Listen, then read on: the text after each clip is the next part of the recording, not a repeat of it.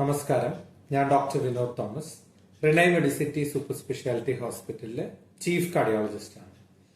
ഇന്ന് നമ്മൾ ചർച്ച ചെയ്യാൻ പോകുന്ന വിഷയം വേനൽക്കാലത്തും നോമ്പ് കാലത്തും ഹാർട്ടിന്റെ സംബന്ധമായിട്ടുള്ള പ്രശ്നങ്ങൾ എന്തൊക്കെ ശ്രദ്ധിക്കണം, അല്ലെങ്കിൽ ഹൃദ്രോഗികളും അങ്ങനെയുള്ള ആളുകളും എന്തൊക്കെ ഈ സമയത്ത് ശ്രദ്ധിക്കണം എന്നുള്ള കാര്യമാണ് ഇന്ന് നമ്മൾ ചർച്ച ചെയ്യുന്നത്.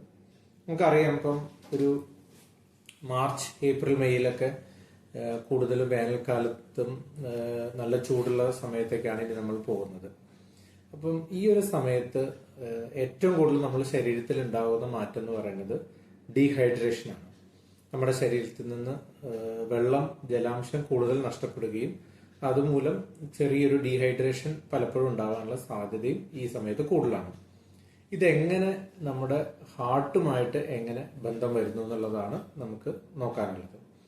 ഏറ്റവും പ്രധാനപ്പെട്ട കാര്യം എന്ന് വെച്ച് കഴിഞ്ഞാൽ, നമ്മുടെ ഹാർട്ടിന്റെ അസുഖമുള്ള ആൾക്കാർ, അതിൽ രണ്ട് തരത്തിലുള്ള ആൾക്കാർക്കാണ് ഇത് കൂടുതൽ അഫക്റ്റ് ചെയ്യുക. ഒന്ന്, ബ്ലഡ് പ്രഷർ ഉള്ള ആളുകൾ, BP-യുടെ അസുഖത്തിന് മരുന്ന് കഴിക്കുന്ന ആൾക്കാർക്കാണെങ്കിൽ ഈ വേനൽക്കാലത്ത് നമ്മുടെ ജലാംശം നഷ്ടപ്പെടുന്ന ഒരു ചെറിയ ഡീഹൈഡ്രേഷൻ പോലെ വരുന്ന സമയത്ത് ബ്ലഡ് പ്രഷറിന്റെ അളവ് ചിലപ്പോൾ ക്രമാതീതമായിട്ട് കുറയാനുള്ള സാധ്യതയുണ്ട്. ഇപ്പൊ നോർമലി നമ്മൾ ബ്ലഡ് പ്രഷറിന്റെ മരുന്ന് കഴിച്ചിട്ട് ഒരു കൺട്രോളിൽ പോകുന്ന വ്യക്തി, ഒരു 120/80 വളരെ കൃത്യമായ അളവിൽ പോകുന്ന വ്യക്തി, അല്ലെങ്കിൽ ഒരു 120/70 ആ റേഞ്ചിലൊക്കെ പോകുന്ന വ്യക്തിയാണെങ്കിൽ ചിലപ്പോൾ നല്ല ചൂട് വന്നിട്ട് ചിലപ്പോൾ ഒരു ഡീഹൈഡ്രേഷൻ വരുന്ന സമയത്ത് അത് 100ലേക്ക് കുറയാനുള്ള സാധ്യതയുണ്ട്. അപ്പൊ നമ്മൾ ഇരുന്നൊക്കെ എണീക്കുമ്പോൾ ചിലപ്പോൾ ഒരു ചെറിയ ഗിഡിനെസ് ഒക്കെ ചിലപ്പോൾ തോന്നാൻ സാധ്യതയുണ്ട്. അപ്പൊ അങ്ങനെയുള്ള സാഹചര്യങ്ങളിൽ നമ്മൾ ഒരല്പം വെള്ളത്തിന്റെ അളവ്, ഒരു വേനൽക്കാലത്ത് നമ്മളൊരു 2 മുതൽ 3 ലിറ്റർ വരെ നമുക്ക് വെള്ളം അങ്ങനെയുള്ള സമയത്ത് ഉപയോഗിക്കാവുന്നതാണ്. ഇപ്പൊ വെള്ളത്തിന്റെ അളവ് കൂട്ടുക, അതേസമയം ഉപ്പിന്റെ അളവ് കൂട്ടേണ്ട ആവശ്യമില്ല താനും.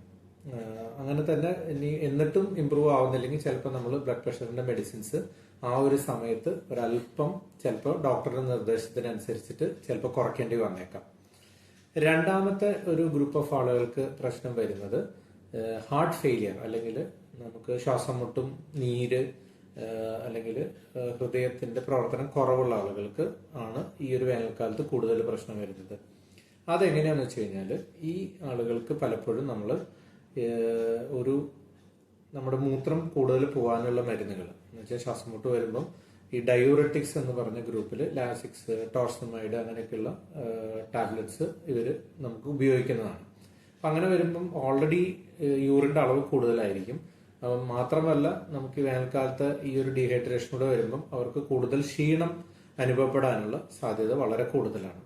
പക്ഷെ ഇവരെ സംബന്ധിച്ചിടത്തോളം നമുക്ക് അങ്ങനെ അമിതമായ ക്ഷീണം വരികയാണെങ്കിൽ ഈ ഡയോറിറ്റിക്സിന്റെ ഡോസ് പലപ്പോഴും ചിലപ്പോൾ ഒന്ന് കുറച്ച് കൊടുക്കേണ്ട അവസ്ഥ വരാറുണ്ട്.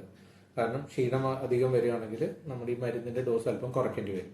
പക്ഷെ ഇവരെ സംബന്ധിച്ചിടത്തോളം നമുക്ക് വെള്ളം അവർക്ക് കൂടുതലായിട്ട് കുടിക്കാൻ പറ്റില്ല. കാരണം ഈ ഹാർട്ടിന്റെ അസുഖം നിലനിൽക്കുമ്പോൾ നമുക്ക് ഒരുപാട് വെള്ളം, ഇപ്പൊ 2 ലിറ്റർ 3 ലിറ്റർ എന്നൊക്കെ പറയുന്ന പോലെ അവർക്ക് ഫ്ലൂയിഡ് അധികം കുടിച്ചു കഴിഞ്ഞാൽ ചിലപ്പം ഹാർട്ടിന് ലോഡ് കൂടാനുള്ള സാധ്യതയുണ്ട്. അപ്പം ഹാർട്ടിന്റെ പമ്പിങ് കുറവുള്ള ആൾക്കാരാണെങ്കിൽ ഒരുപാട് വെള്ളം നമ്മൾ ഈ സമയത്ത് കൂടുതൽ കുടിക്കേണ്ട ആവശ്യമില്ല. ഒരു 2 ഗ്ലാസ് അല്ലെങ്കിൽ മാക്സിമം 3 ഗ്ലാസ് എക്സ്ട്രാ മാത്രം വെള്ളം കുടിച്ചാൽ മതി. പിന്നെ മൂന്നാമത്തെ ഒരു അവസ്ഥയുള്ളത്, പലപ്പോഴും നമ്മുടെ ഹാർട്ടിന്റെ അസുഖമുള്ള ആൾക്കാർ പലപ്പോഴും എക്സസൈസ്, നമ്മളിപ്പം എല്ലാ ദിവസവും നടക്കണം അങ്ങനെയൊക്കെ പറയുമ്പോഴും ഈ എക്സസൈസ് ചെയ്യുമ്പം നമ്മുടെ ശരീരത്തിൽ നിന്ന് വിയർപ്പ് മൂലം കൂടുതൽ ജലാംശം നഷ്ടപ്പെടും.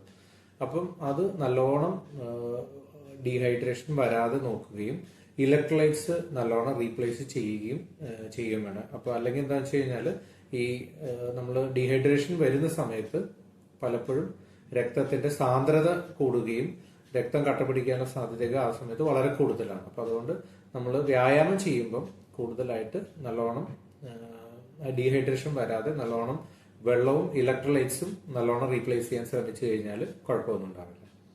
പിന്നെ വേറൊരു കാര്യമുള്ള ഇപ്പൊ വെച്ച് കഴിഞ്ഞപ്പം മുസ്ലിം പേഷ്യൻസിനെ സംബന്ധിച്ച് പറയുകയാണെങ്കിൽ അവരിപ്പോ നോമ്പുകാലത്തിലാണ് ഇനി വരാൻ പോകുന്നത്.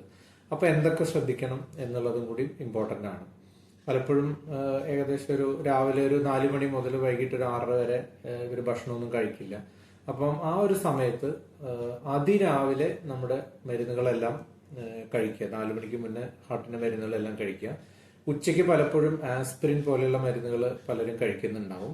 ആ മരുന്നുകളൊക്കെ വൈകുന്നേരം നോമ്പ് തുറന്നതിന് ശേഷം ഇമ്മീഡിയറ്റ്ലി കഴിക്കുക. പിന്നെ രാത്രിയിലത്തെ മെഡിസിൻസ് രാത്രിയുള്ള ഭക്ഷണത്തിന്റെ ശേഷം അല്ലെങ്കിൽ അതിന് തൊട്ടുമുന്നേ കഴിക്കാനുള്ള മരുന്നുകൾ ആ സമയത്ത് കഴിക്കുക. ആ രീതിയിൽ അഡ്ജസ്റ്റ് ചെയ്യേണ്ടി വരും. മിക്കപ്പോഴും ഉച്ചയ്ക്ക് ഒന്നെങ്കിൽ ഷുഗറിന് മെഡിസിൻസ് ഉണ്ടാവാം, അല്ലെങ്കിൽ ചിലപ്പോൾ ആസ്പിരിൻ പോലെയുള്ള ബ്ലഡ് തിന്നേഴ്സ് എല്ലാം സാധാരണ രീതിയിൽ ഉച്ച സമയത്താണ് കഴിക്കുക. അതെല്ലാം ഒരു 6-6:30 സമയത്ത് നോമ്പ് തുറക്കുന്ന സമയത്ത് ഭക്ഷണത്തിന് ശേഷം കുറച്ച് കഴിച്ചതിന് ശേഷം ആസ്പിരിൻ കഴിച്ചാൽ മതി. പലപ്പോഴും ഈ സമയത്ത് 2 പ്രശ്നങ്ങളാണ് കൂടുതൽ കാണുന്നത്. ഒന്ന്, ഷുഗറിന്റെ അളവ് ചിലപ്പം പെട്ടെന്ന് കുറയാനുള്ള സാധ്യത. കാരണം രാവിലെ നമ്മൾ ഷുഗറിന്റെ മെഡിസിൻസ് കഴിച്ചതിന് ശേഷം കുറെ നേരത്തേക്ക് ഭക്ഷണം കഴിക്കാതിരിക്കുമ്പോൾ പലപ്പോഴും ഷുഗറിന്റെ അളവ് ക്രമാതീതമായിട്ട് കുറയുന്നതായിട്ട് ചിലപ്പം ചിലർക്ക് അനുഭവപ്പെടാം. അപ്പൊ അങ്ങനെയുള്ള സാഹചര്യങ്ങളിൽ ചിലപ്പോൾ ഷുഗറിന്റെ ടാബ്ലറ്റിന്റെ ഡോസ് ചിലപ്പോൾ ഒന്ന് കുറച്ച് കൊടുക്കണം, അല്ലെങ്കിൽ നമ്മൾ ഇൻസുലിൻ എടുക്കേണ്ട അളവ് ഒരല്പം ഡോക്ടറുടെ നിർദ്ദേശത്തിനനുസരിച്ചിട്ട് കുറച്ച് കൊടുക്കേണ്ടി വരും.